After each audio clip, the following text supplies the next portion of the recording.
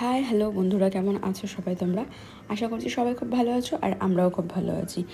আমরা গেছিলাম হচ্ছে একটা কালীবাড়িতে, যেটা তোমাদেরকে একদিন আমি শর্ট ভিডিওতে দেখিয়েছিলাম। তোমাদের মনে আছে কি জানি না। তো আমরা সেই কালীবাড়িতে যাচ্ছি। কালীবাড়িটা হচ্ছে কালনা, বইচি কালনার ওখানে হিঞ্চড়া কালীবাড়িটার নাম। তো আমরা আজকে সেখানেই যাব। আজকে বলছি কিন্তু ভিডিওটা হচ্ছে 31 মানে জুলাইয়ের 31 তারিখের ভিডিও এটা। আমি রেডি হয়ে গেছিলাম সকাল সকাল, আর এখানে মেয়ে বেস্ট ফিডিং করছে, মেয়েকেও রেডি করে দিয়েছিলাম। আর এই ঘুষিটা তো প্রত্যেকটা মাই জানে বাচ্চাদের। তো যাই হোক, রেডি হয়ে আমি বেরিয়ে গেছি। সেরকমভাবে তো কিছু রেডি হয়নি, জাস্ট কুর্তি পরেছি, চুলটাকে বান করেছি, বাস, আর কিছু না। কারণ হচ্ছে এখন সেভাবে সাজগোজ করা হয়ে ওঠে না। আর মেয়ে যেহেতু এখন মানে স্কিন চাটতে শুরু করেছে, তো সেই কারণে আরোই কিছু লাগাই না, কিচ্ছু করি না। বৃষ্টি পড়ছিল খুব, আর দেখতেই পাচ্ছ রাস্তাঘাটের কী অবস্থা। রাস্তাঘাটে প্রচণ্ড জল জমে গেছে। তো আমরা আমাদের গাড়ি নিয়ে বেরিয়ে পড়লাম। আজকে গাড়ি চালাচ্ছে হচ্ছে রুবেলদা। আমাদের আগে গাড়ি চালাতো রুবেলদা, এখন যেহেতু আমাদের ড্রাইভার যে সে আসতে পারবে না, তাই রুবেলদাকে ডেকে নিয়েছি। আর এই যে মেয়েকে ঘুম পাড়িয়ে দিয়েছিলাম গাড়িতে, ও পুচুত করে উঠে পড়েছে গাড়ির ঝাঁকানিতে। খুব বাজে রাস্তা আমাদের এখানকার, বাচ্চা নিয়ে বেরোনো খুব রিস্কের। বাট আমাদের ওখানে যেতে হবে, না গেলেই নয়, সেই কারণেই আরোই বেরানো, নাহলে ছোটো বাচ্চা নিয়ে বেরোনোর কোনো মানেই ছিল না। আমরা চলে আসলাম হচ্ছে গড়িয়াহাটে দোকানের কাছে। প্রীতম এখানে রেডি হয়ে গেছে, মানে দোকানেই ও রেডি হয়েছে, জামা কাপড় নিয়ে এসেছিলো। আর ওখানে যে আমরা যাবো তার জন্য ফল টল যা নিয়ে যেতে হয় প্রীতম রেডি করে নিয়েছে। এখানে বাবা মেয়ের কথোপকথন চলছে। ওয়েদারটা একদমই ভালো ছিল না, প্রচণ্ড বৃষ্টি হচ্ছিলো, কিছু কিছু জায়গায় আমরা দাঁড়াচ্ছিলাম। তো এই যে এনাকে দেখো, ওকে খাইয়ে দিয়েছি আমি। গাড়িতে যাওয়ার এটাই সুবিধা যে ভালো করে ফিট করানো যায়। ওকে আমি খাইয়ে দিয়েছি, তারপরেও এমনভাবে হাত খাবে যেন ওকে আমি খেতেই দিইনি, এমন করেও। আর দেখো ওয়েদারটার কী অবস্থা। আমরা সাঁতরাগাছির ওই রাস্তাটা ধরে যাচ্ছিলাম।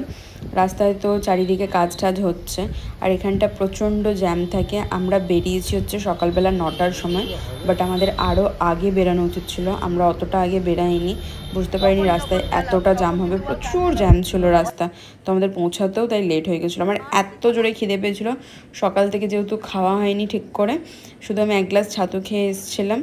আমরা গাড়ি নিয়ে যতই এগাচ্ছি, মানে দোকান পাচ্ছি, কিন্তু দাঁড়ানোর সেরকম কন্ডিশনই নেই যে আমরা দাঁড়াতে পারবো। আর যেহেতু বড় গাড়ি নিয়ে বেরোনো হয়েছিল সেই কারণে, তো আমরা এই ভিকারামের সামনে দিয়ে যাচ্ছিলাম, ক্রস করে গেছিলাম, তারপরে গাড়ি আবার ব্যাক করিয়ে আনা হলো, দিয়ে ঢোকা হলো দোকানে। প্রচুর খিদে পেয়েছিলো সববারই, তো এখান থেকে হ্যাংলার মতো করছিলাম পুরো খাওয়ার জন্য। তোমরা দেখলেই আমাকে বুঝতে পারবে, এত খিদে পেয়েছিলো আমার, মানে আমার মনে হচ্ছিলো ওখানেই আমার বমি হয়ে যাবে, এরকম সিচুয়েশন হয়ে গেছিলো। তারপরে এখান থেকে আমরা যে ঠাকুর বাড়িতে যাবো সেখানকার জন্য মিষ্টি ফিষ্টি প্যাকিং করিয়ে নিলাম, আর আমাদের জন্য খাবার দাবার।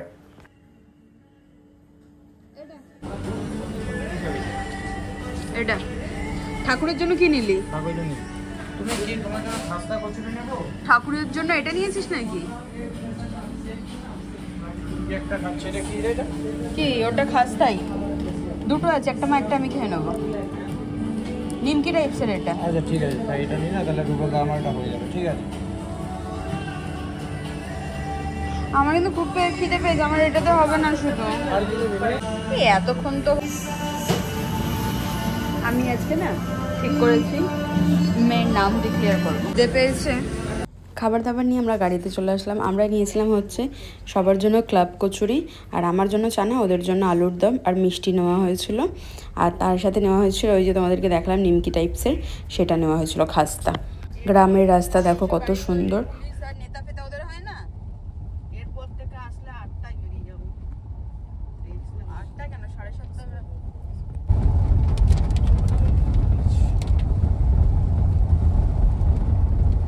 আমাদের পৌঁছানোর কথা ছিল হচ্ছে 12টার দিকে, সেই জায়গায় পৌঁছালাম 2টোর দিকে।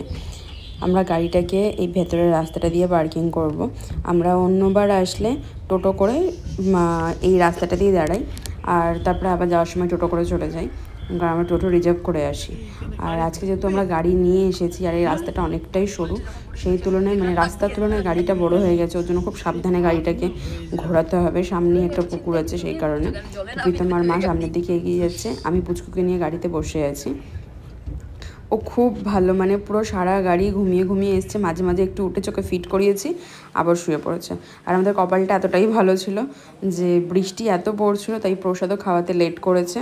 আমরা যেতেই তখন গিয়ে দেখছি প্রসাদ খাওয়াচ্ছে, আমাদেরকেও বললো বসে পড়তে, তো আমরা প্রসাদ খেতে বসে পড়েছি।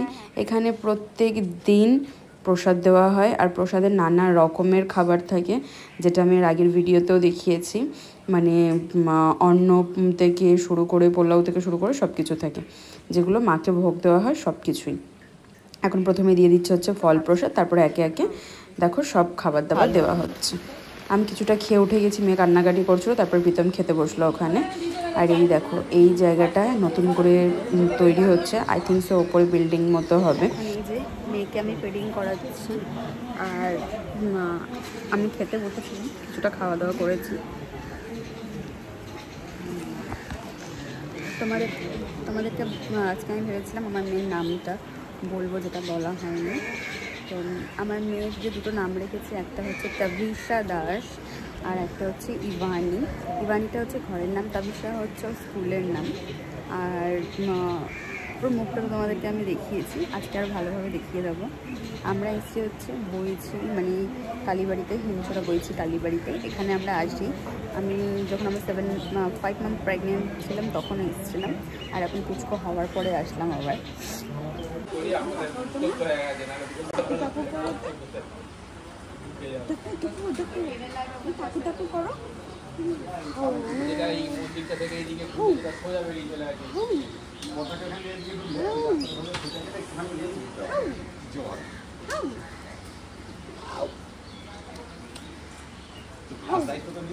মেয়েকে নিয়ে বাইরে বসেছিলাম, তারপরে ভেতরে আমাদের ডাক আসলো, মানে আমাদের নাম্বার এক এক করে সব নাম্বার ডাকে, তো আমাদের যখন নাম এসছে আমাদেরকে ডাকলো।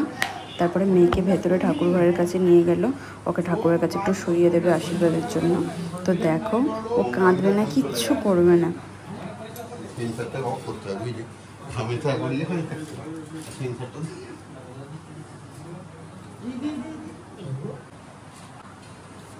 ছেড়ে দেখ, ও মা কোথায় গেল? তা ছেড়ে ও মা করে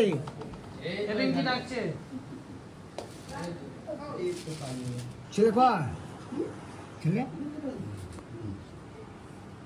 দেখ তাকিয়ে আছে ঘর ওই কলসিটার দিকে।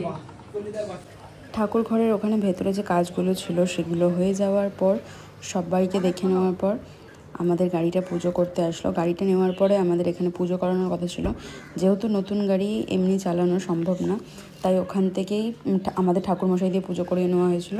আর আমরা কালীবাড়িতে আজকে আসার কারণই হলো গাড়ি পুজো করানো, মেয়েকে দেখানো, আর আমাদেরও কাজ ছিল সেই কারণে আসা। তো এখন গাড়িটা পুজো করা হবে। আমি গাড়ির ভেতরেই আছি, কারণ মেয়ে খুব কান্নাকাটি করছিল। এক তো ওয়েদারটা এরকম, বৃষ্টি পড়ে যাচ্ছে, ওর খিদে পেয়েছিল, তো আমি গাড়ির ভেতরে ওকে নিয়ে চলে এসেছি। গাড়ির এসিটা অন করে ওকে ভেতরে বসেই আমি ওকে খাওয়াচ্ছিলাম। তো তখনই দেখলাম পুজো করতে এসেছে। তো এখানে পুজো করা হচ্ছে, ওই যে রুবেলদা ঘুরছে। তোমরা যদি আসতে চাও তোমরাও কিন্তু আসতে পারো, খুবই ভালো। এখানে কিন্তু মানে এই যে কালী ঠাকুরটা তোমরা দেখলে, খুবই জাগ্রত এখানকার কালী ঠাকুরটা। সবাই এক কথায় হিমছড়া কালীবাড়ি চেনে। তোমরা যদি ইউটিউবে সার্চ করতে চাও তোমরা ভিডিও হয়তো দেখতে পাবে যে হিমছড়া কালীবাড়ি নামে ভিডিও করা হয়েছে, হয়তো আমি জানি না। তাও তোমাদেরকে বললাম, যেহেতু এত জাগ্রত, তো সব জায়গার ভিডিও হয়, আই থিঙ্ক সো ওখানকার ভিডিও হয়েছে। আজকে আমাদের সাথে বাবা আসেনি, কারণ হচ্ছে দোকান তো করতেই হতো, দোকান বন্ধ করলে হবে না, তাই আমাদের যে ড্রাইভার সে আর বাবা দুজনে মিলে দোকান করছে, আর আমি, প্রীতম আর রুবেলদা আমরা এসেছি।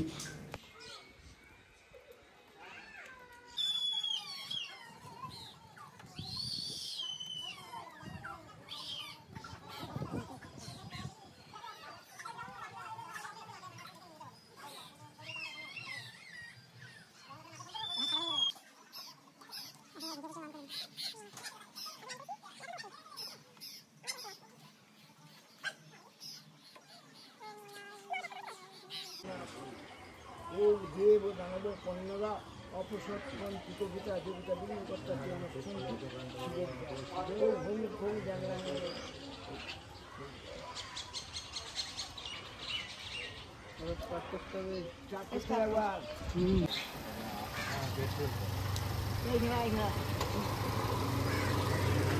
মা আওয়াজটা একটু কম হ্যাঁ দিনের তো হাজার আগে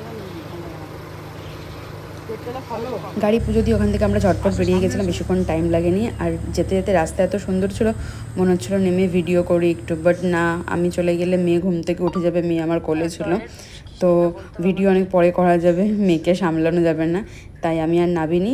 মাকে বললাম যাও তুমি গিয়ে করো, ওই মা ওই ভিডিও করছিল দাঁড়িয়ে দাঁড়িয়ে। আমরা এখন এই যে আমাদের গাড়ি নিয়ে দাঁড়িয়ে আছি হচ্ছে ডানকুনি ব্রিজে, এই যে মেয়েকে সামলাচ্ছে হচ্ছে প্রীতম, আর এখানে রুবেলা দাঁড়িয়ে আছে।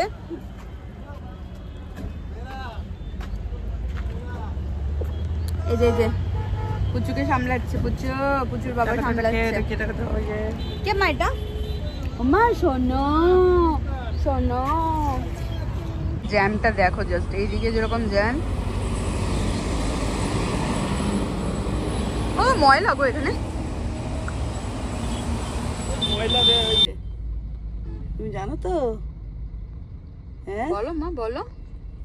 ঠাম্মি ঠাম্মি না বদ্দি, বদ্দি ডাকবো আমাকে না, বদ্দি না বদ্দি বদ্দি না রে বলবি না একদম বদ্দি। আমি বদ্দি, হ্যাঁ তোমার বদ্দি বদ্দি ডাকবো তো?